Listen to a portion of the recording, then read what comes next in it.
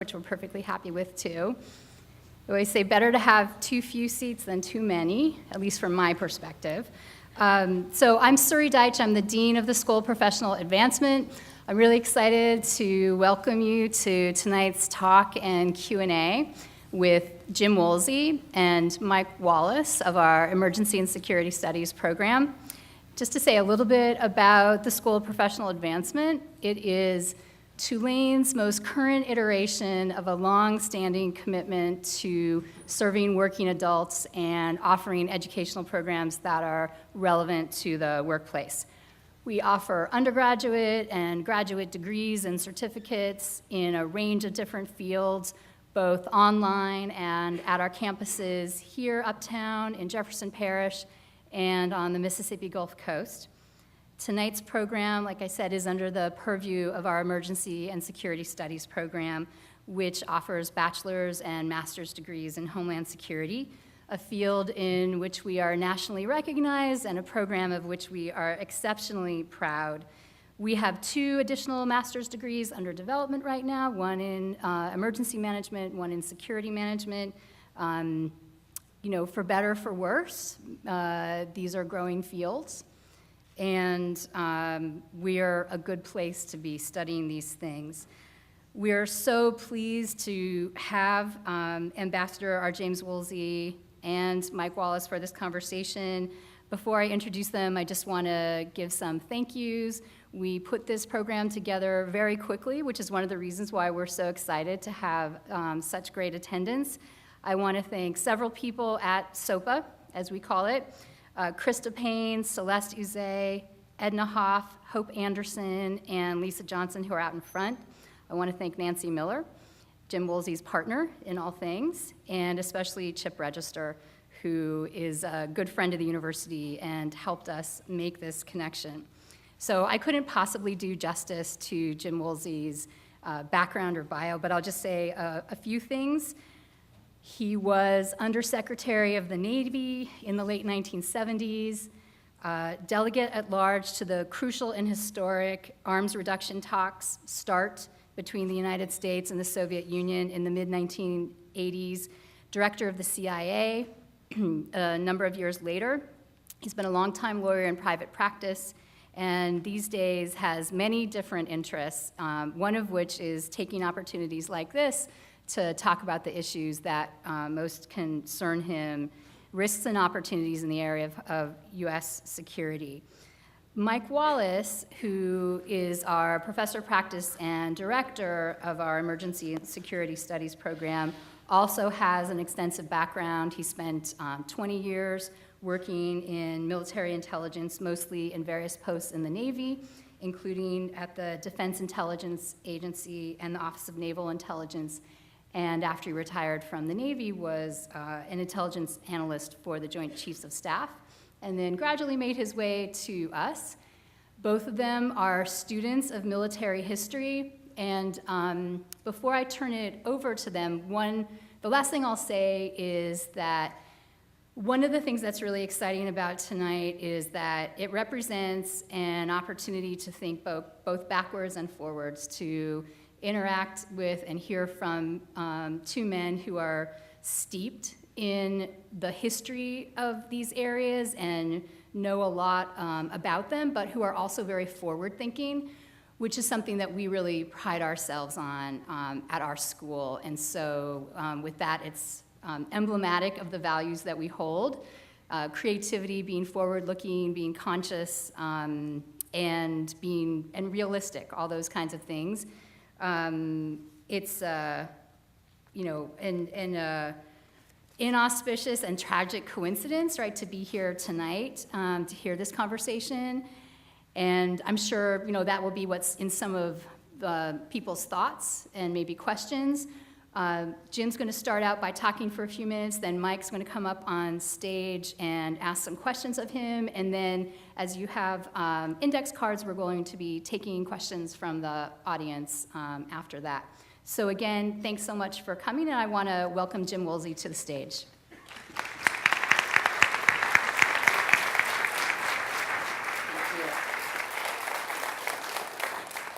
Thank you, Sari. Well, it's an honor to be here with you this evening.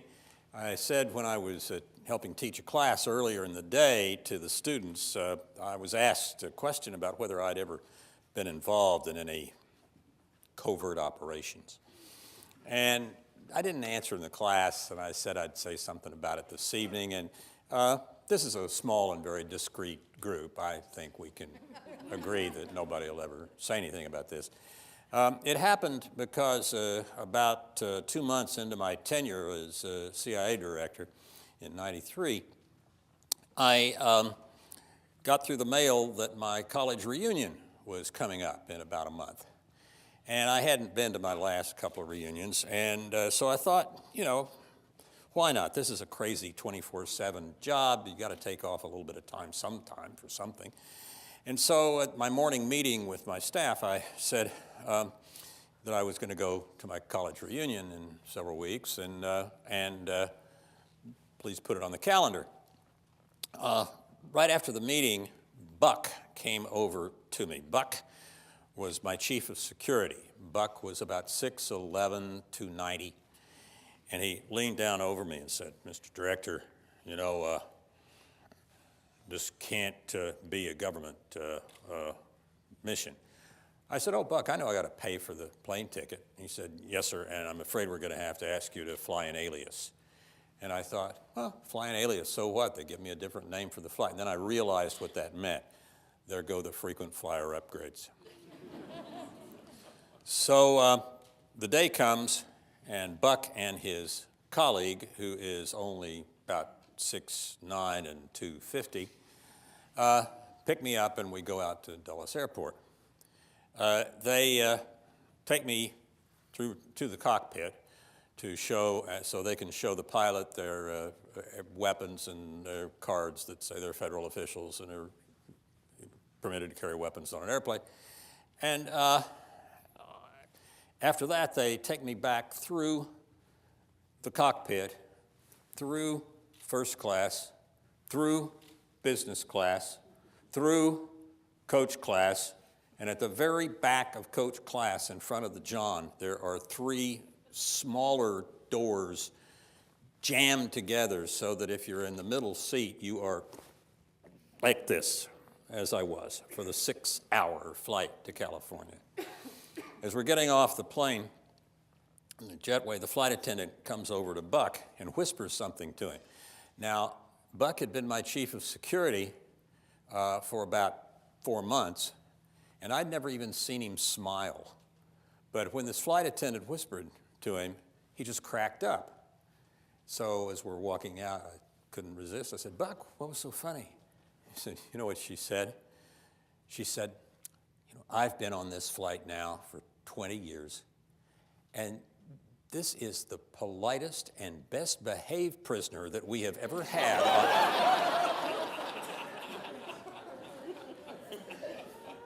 So look, I got to California undercover, mission accomplished, covert operation, done. Right. Well, I want to move from reality to very ancient history for just a moment. The Earth has been being bombarded by magnetic radio waves magnetized by the sun for about 4.1 billion years. That's billion with a B. And that has meant that in ancient times as well as recently, you can get a blast, essentially, from magnetized radio waves, somewhat like lightning, but slightly different, into the Earth. People have noticed these even before the modern age. There was a giant one in 1855 that knocked out the world's telegraphs. But generally speaking, they either knock out maybe an electric grid, a small portion of one, or they miss the Earth, whatever. But they have always been there, and the US and the Soviet Union learned something about them in 1962, which was the beginning of the period under the Test Ban Treaty, wherein you could only test nuclear weapons underground after '62. both the Soviets and the Americans had become somewhat concerned about something called electromagnetic pulse, which were basically these magnetized radio waves, except there was a problem. They wouldn't necessarily only come as a result of timing or the sun's activity. They might be produced, we thought, and the Russians thought, by the detonation of even a small nuclear weapon in satellite orbit up, not very high as satellites go, 50, 100 miles. And if that happened, we were worried about the survivability of the electronics of our strategic forces out in Omaha and bombers and so forth. So we, both we and the Soviets tested, it was still legal then, in very high, 50, 100 miles up, several nuclear detonations at that point. We realized that something we hadn't counted on was that in line of sight of these detonations on Earth, these short wavelength radio waves could knock out lights and other things. Well, there was another problem, which is slightly longer wavelengths would ride along the transmission lines on the Earth and knock out the transformers. Now, an electric grid without transformers is like a human being without a heart. It doesn't work. So we bestirred ourselves and made some changes and worked on making sure everything at Omaha and the Strategic Air Command and all that was fine for years after '62. But neither we nor most other states did anything to take the most important step, which was to build resilience into the electric grid. We defended the grid, fixed it so lightning would normally not disturb it. But these magnetized radio waves, electromagnetic pulse, they're called, were extremely concerning. As the years went by, we fixed things at Omaha, but the Soviets fixed their electric grid. They even at one point, using electromagnetic pulse, blew away the electric grid of Kazakhstan, not caring whether there were any Kazakhs killed by the resulting lack of electricity. And time went on. We kept this as a very local, close hold, strategic nuclear thing. The Russians fixed their electric grid to defend it against electromagnetic pulse. They taught the Chinese at the time about it. The Chinese fixed theirs. The Russians and the Chinese worked with the North Koreans and the Iranians and fixed theirs. So we have several countries in the world that are pretty resilient against this business of magnetized radio waves. One of them is unfortunately not the United States. We, therefore, have a problem.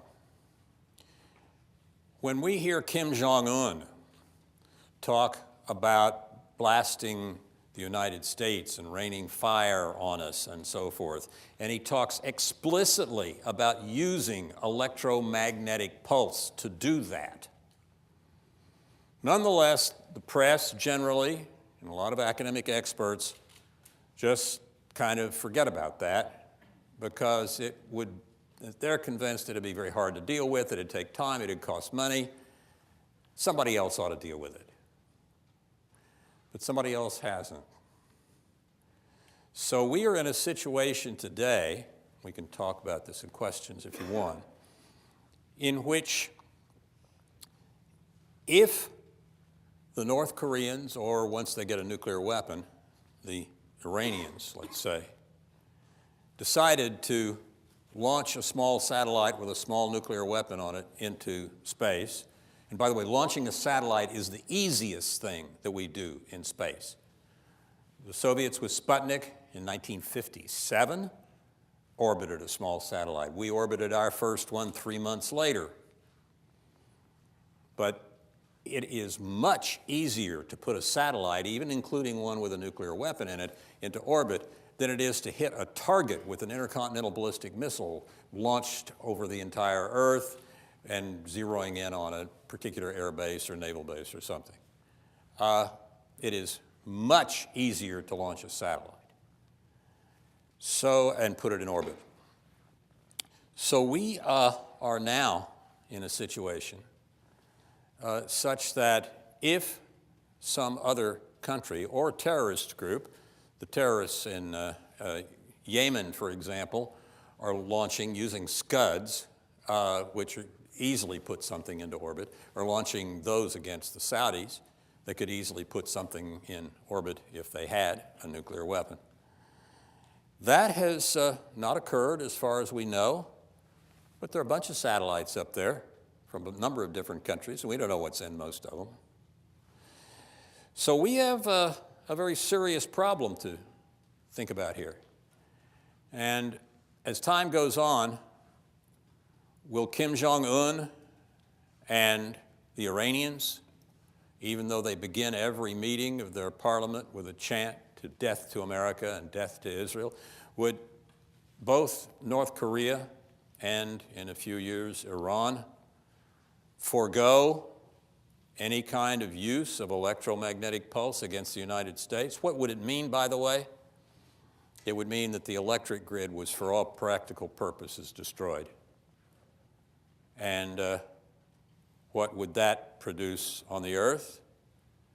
Anybody seen The Walking Dead? So, sorry to leave you even temporarily with so stark a potential future. I wish it were different. But solving a problem has to begin with recognizing it. And we can talk some as the evening goes on about this or other matters, anything you want to ask questions about. For the time being, however, Mike, you're on. Thank you.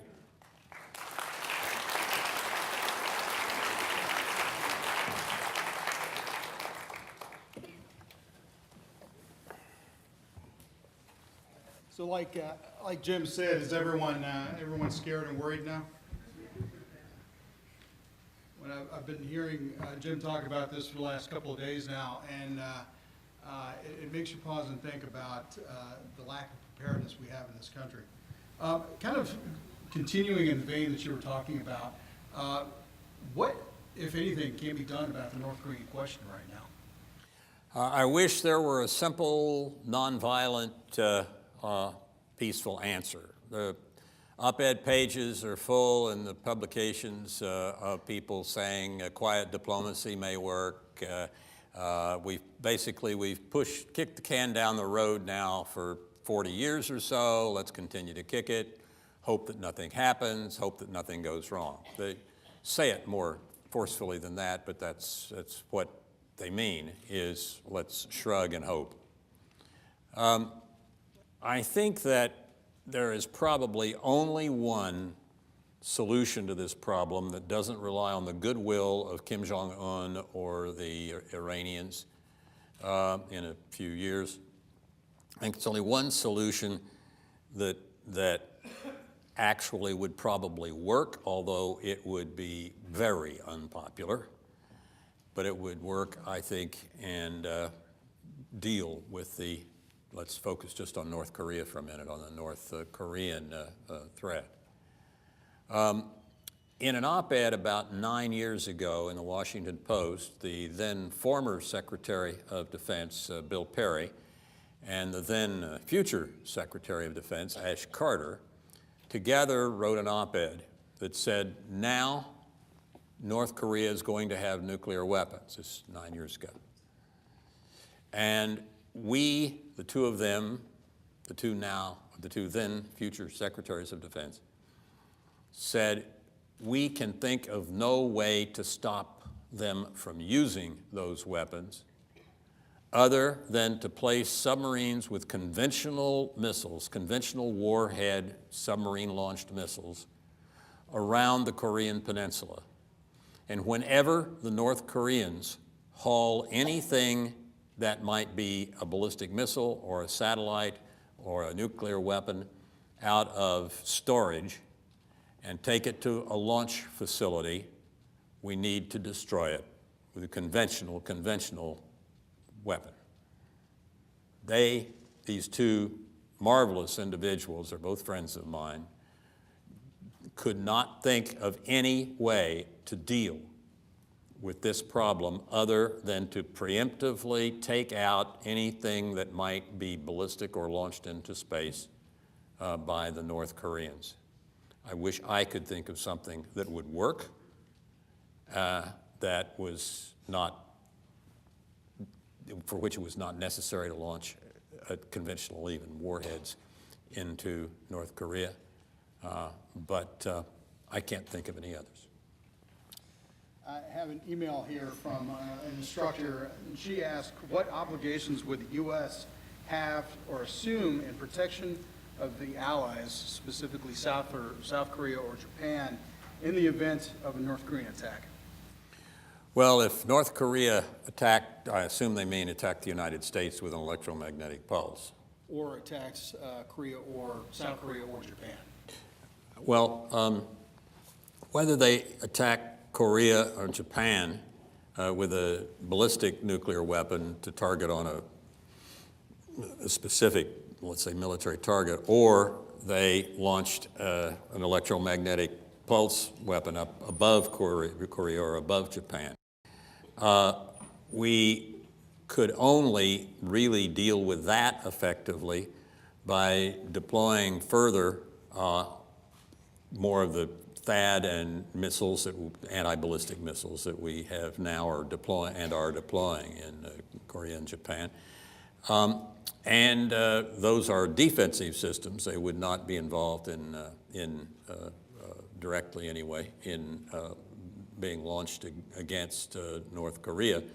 But we could, with those types of defensive weapons, if we had enough of them, shoot down missiles launched by North Korea attacking South Korea or Japan.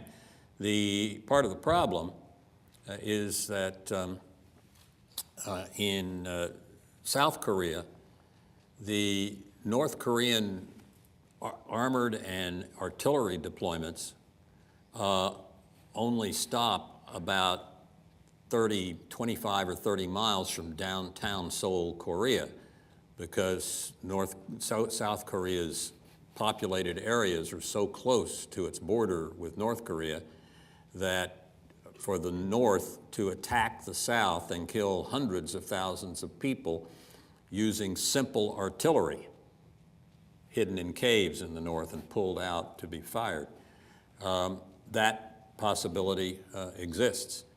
And one would have to, as part of shooting down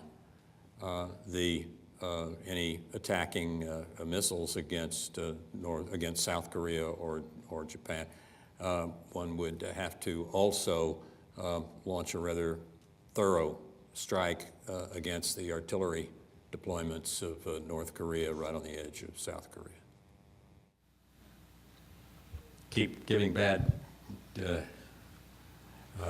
predictions that aren't obviously going to bring smiles to your face, but you deserve clarity, and I'm going to try to give it. So, given the current situation that we face with North Korea, what are your views about the Iranian deal that the Obama administration completed? I have said publicly on a number of occasions that the nuclear deal about Iran signed a couple of years ago is the single worst agreement that the United States has ever entered into in international agreements. First of all, the appendices to the agreement have never been transferred to all of the parties. It's rumored that the State Department may have a copy of whatever was signed by Iran. but that there is no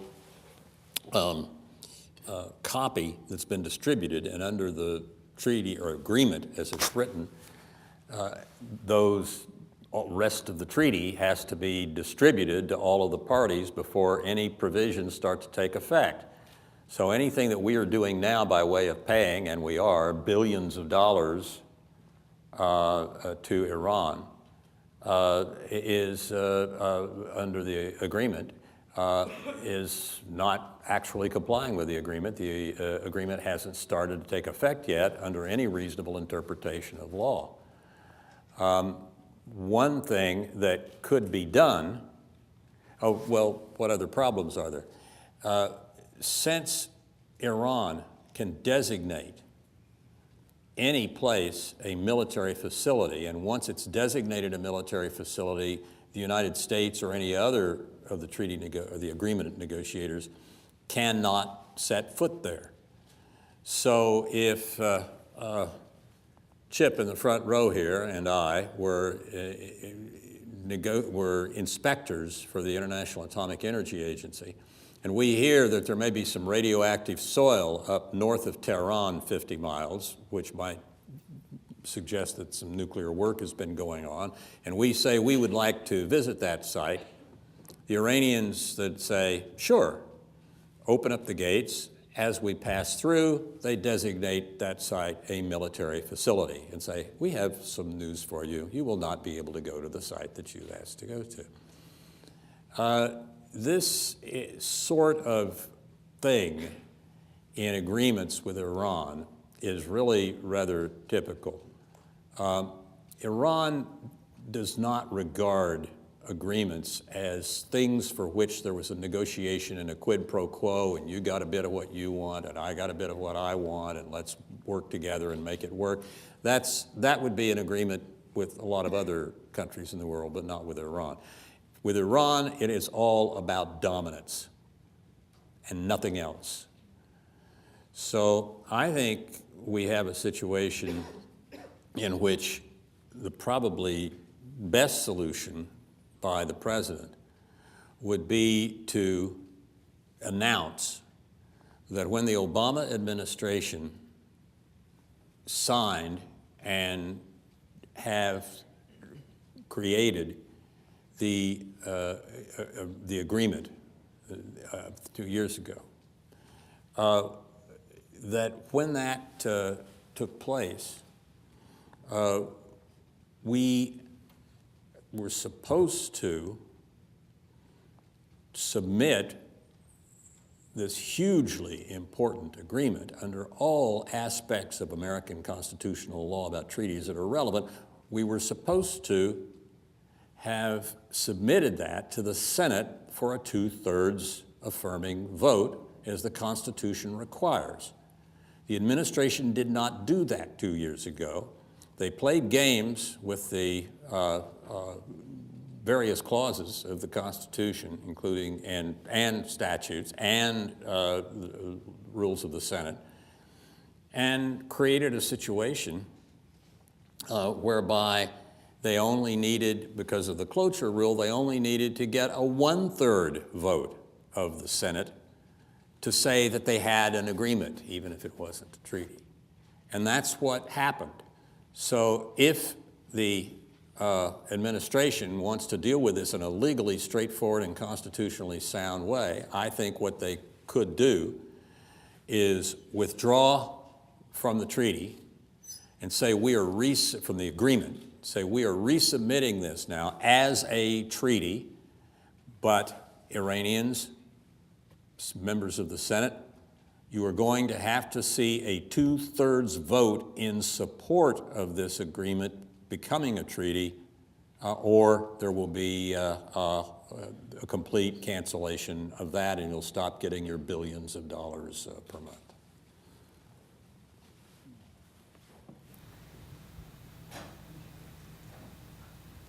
Shifting gears a little bit, as a former director of Central Intelligence, what are your thoughts about the current structure of the intelligence community, including the creation of the Director of National Intelligence after 9/11, and what would you change, given your history?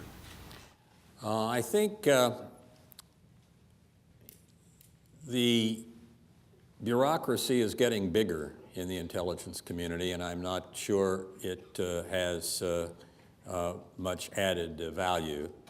I oversaw the non-CIA parts of the intelligence community with 47 staff members, and today that function is carried out by something on the order of 4,000 staff members. I don't know that the oversight is being done more effectively with the huge number of added people. I think organizationally, there seems to be coming into existence more and more a spirit of taking a political decision and digging in one's heels rather than examining objectively the intelligence that we have and the other issues. I am not particularly a fan of the reorganizations that took place during the Obama administration. It's not quite clear yet what is going to happen under the Trump administration. I have a high regard for Mike Pompeo, the new CIA director, and I think we just have to see whether some of the problems that were created by the earlier changes are resolved. There's something that was not being done under the Obama administration, and I think should be, is following the slogan that the OSS used to put on the walls, which was, if you fall, fall forward. Good advice in a lot of circumstances, but if you're going to take a risk that'll help you win, even if you fail. And we have a question from the audience, which kind of relates to what I just asked you. Do you think CIA's loss of a seat on the National Security Council has affected its capability? I don't think so, and it has been kind of chaotic there of exactly who's on the council. I think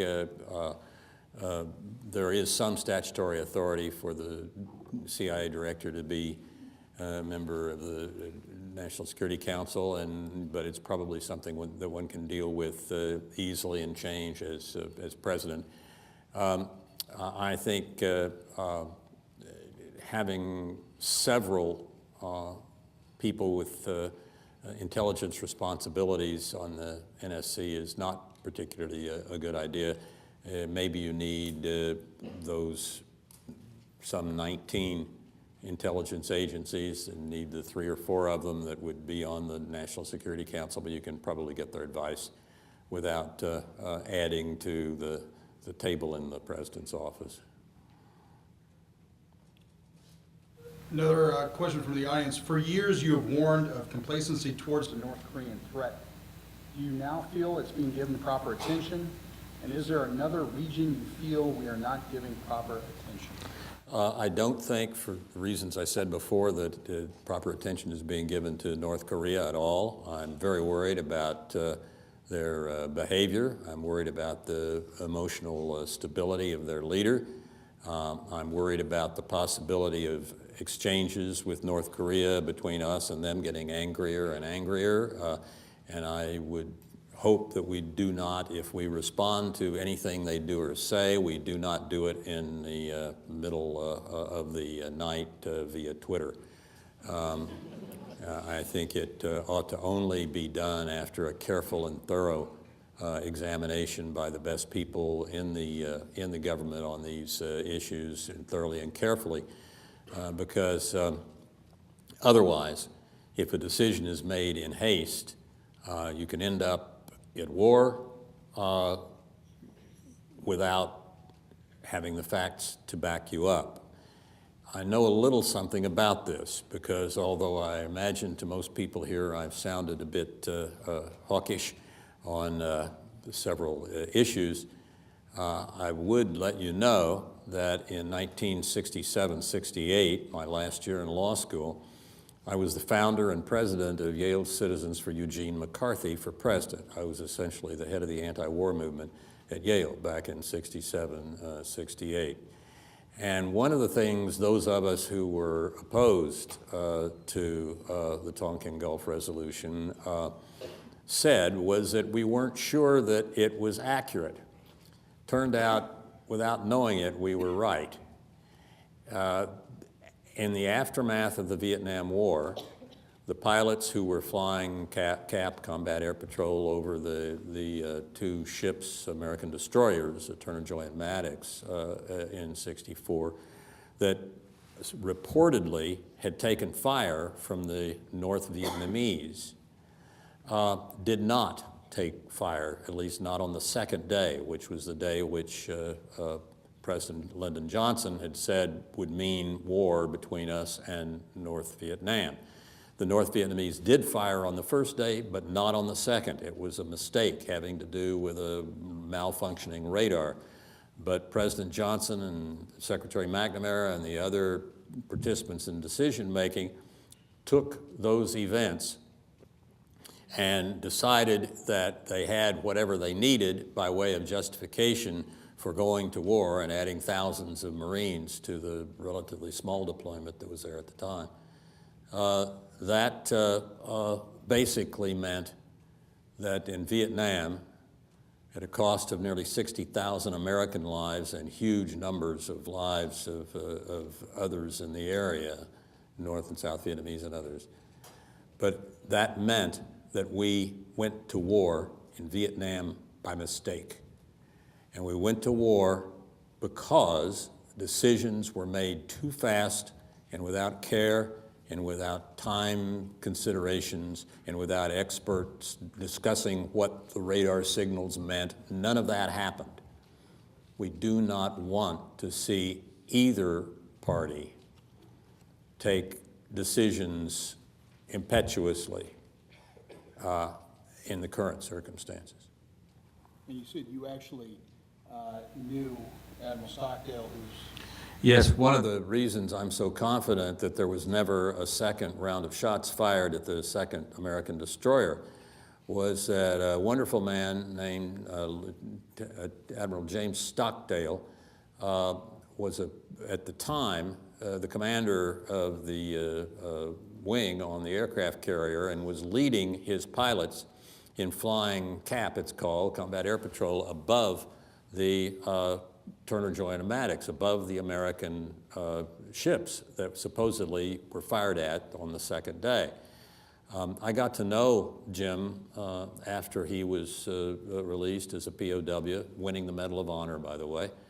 I got to know him back in the United States in the 80s, and he went through all this with me face to face at one time and said, Jim, there was never a second set of rounds or a second round fired against the Turner Joy and Maddox on that second day.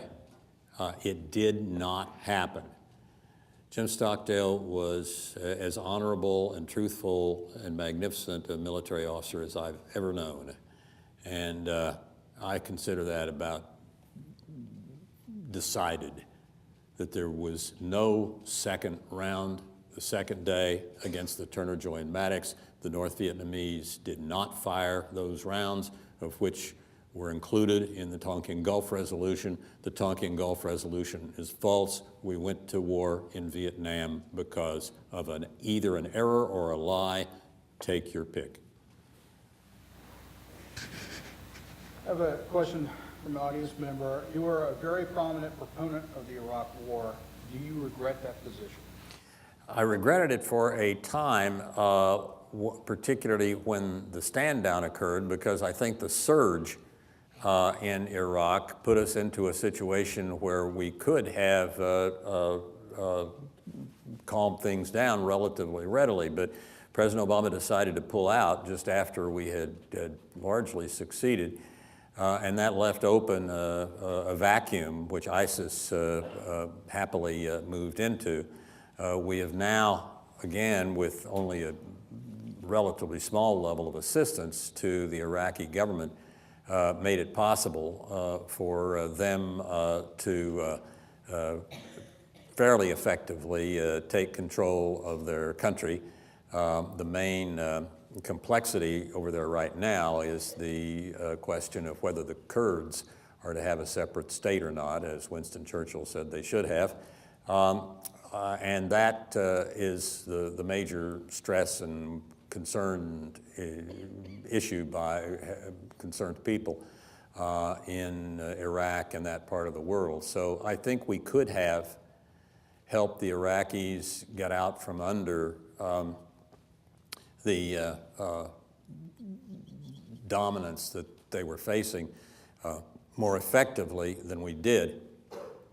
And by the way, I do not ascribe to the idea that if you can help a country be free, it means you should impose our own governmental system on them. Bernard Lewis, the great American historian and author, academic on this part of the Middle East, Bernard and I wrote an op-ed in the Wall Street Journal a few months after we moved into Iraq.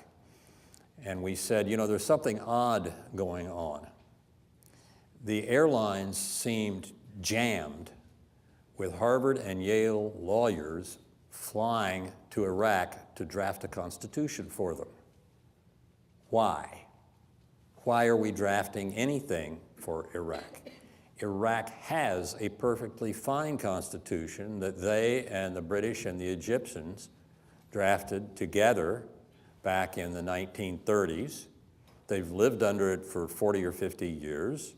It's a constitutional monarchy, has a constitutional monarch that was satisfactory to both the Shia and the Sunni. It has an elected lower house. Women can't vote. That change would need to be made. But other than that, it has a fine functioning constitution, much better than almost any other state in the Middle East. Why are we trying to give them one that we've drafted? And neither Bernard or I ever got a satisfactory answer to that problem, that question. So whereas I think sometimes one needs to use force in international affairs, it's not always, and it doesn't mean that one should impose one's own model of a government on other governments. But sometimes saving, for example, 1 million Rwandans from massacre could be a good idea. In Somalia in 1993, after, some of you have probably seen the film or read the book Black Hawk Down, after the terrible events in which we lost several troops in Somalia, trying to feed the Somalis, by the way, the U.S.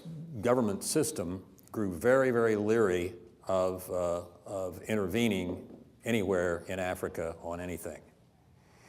And the problem was that then after the debacle in Somalia, the massacres started in Rwanda.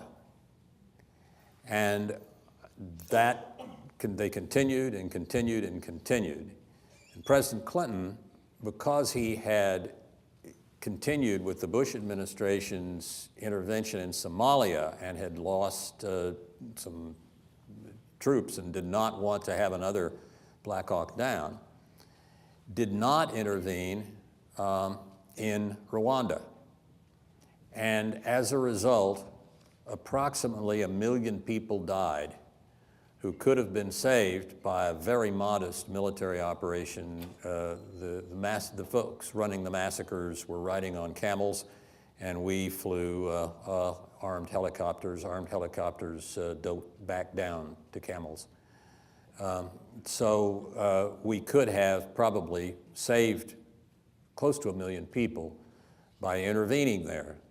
President Clinton, to his great credit, has said many times that the worst decision of his presidency was not intervening in Rwanda because so many people were killed. And in 1999, when the Serbs attacked Kosovo and began massacring Kosovars, President Clinton made the opposite decision.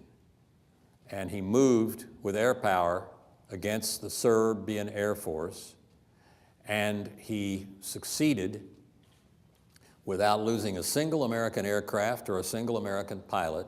He succeeded in stopping the Serbian massacres in Kosovo. And in Kosovo, there is now a Bill Clinton statue and a Bill Clinton fountain, I believe. So I don't think there is a single rule about when one should intervene and when one should not. One should be slow to intervene. One should only do it under circumstances which are truly important, save a large number of lives and the like. But should one never intervene? I don't think so. Should one always intervene? I don't think so. It's called having to make a judgment, and it's the essence of foreign policy. Should there be an exit policy before you go into a country, or is that? Well, if you have an exit policy before you go into a country, keep it to yourself. Because nothing, I think, is much stupider than policies that various administrations have had over time to say, okay, I'm going to do this, and here's our exit policy. That's the best way in the world to make sure that your opponent digs in, because he knows what you're going to do and when you're going to stop, and he'll outweight you. No, war, if you have to conduct it, should be quick and devastating. The objective is to win without violating any rules of the law of war, but win, and to do it without telegraphing how you're going to do it. So shifting focus, please address the use of possible sonic weapons against our diplomats in Cuba. I don't know what's happened here, but something very strange has taken place in Cuba because the hearing and other aspects of the health of a number of our diplomats in the embassy has apparently been damaged, and it seems to be some type of emanation from around the embassy. We still don't know what it is. The Cubans say, of course, who, us, and we'll see. I think most Americans and the American government would be more confident if they could understand, if they understood exactly how this was happening. But it looks very much as if something has been intentionally done through emanations of some kind, or vibrations, or something, to the people in our embassy. And if that is the case, I think we should be extremely tough with economic sanctions and anything else we can find short of actually going into war to make life unpleasant for the Castro regime. I have one here. Your opinion of Secretary of Defense Mattis?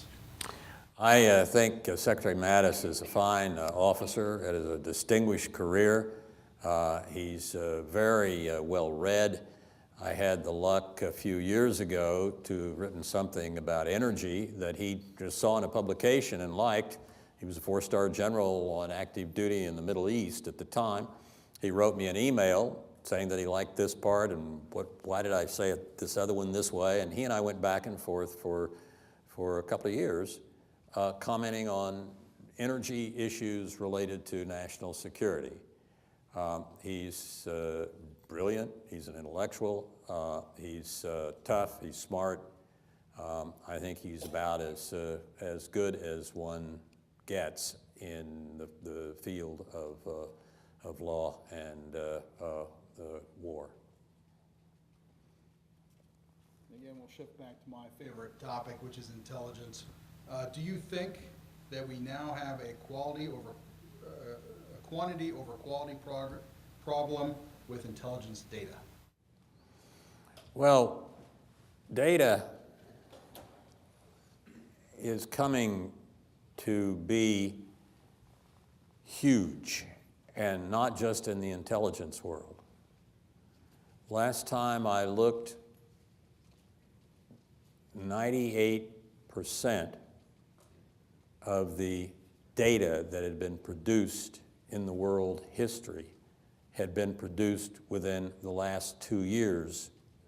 And that means that the spike of the accumulation of and production of data isn't going like this, it's going like this. Then what does that mean? It means that there are very important ways in which we can use large amounts of data.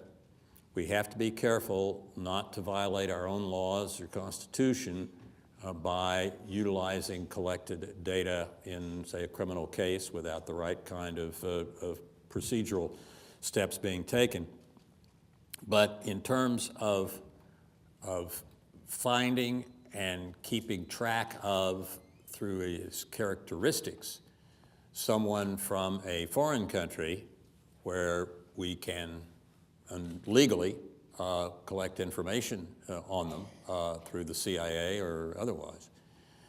By being able to take those kinds of steps with modern data, I see Chip Register here in the front row. This is an area of his specialty and my wife's a lot more than mine. But this ability to utilize huge amounts of data in order to slim down the categories you need to search in order to find out what may have been going on in that gunfight in Brooklyn, who could have been there, what caliber guns were used, all the material that one could have from a proper but very thorough use of large amounts of data, I think create a situation where we have a real opportunity to improve law enforcement and counterterrorism, especially by thwarting terrorist attacks or attacks of some kind of the sort that we've seen in Las Vegas yesterday. We have a chance to improve things there without undermining our civil liberties, even though there's a lot of data floating around. And it's a complicated area. It deserves careful study, but it's not just an intelligence community issue. It's one that is going to suffuse everything we do because of the huge volume of data that's being produced. What is your view of the Benghazi embassy attack, and in your opinion, why hasn't anyone been held accountable for that? I haven't made a careful study of Benghazi, but to have an American ambassador killed under circumstances of that kind, where we have aircraft carriers not all that far away, I was just appalled. And I don't want to try to assign guilt on this one to Hillary Clinton or anybody else. It's a complicated circumstance, and it was not well handled by the United States. It was terribly handled, and people died who did not need to die and should not have died, including our ambassador.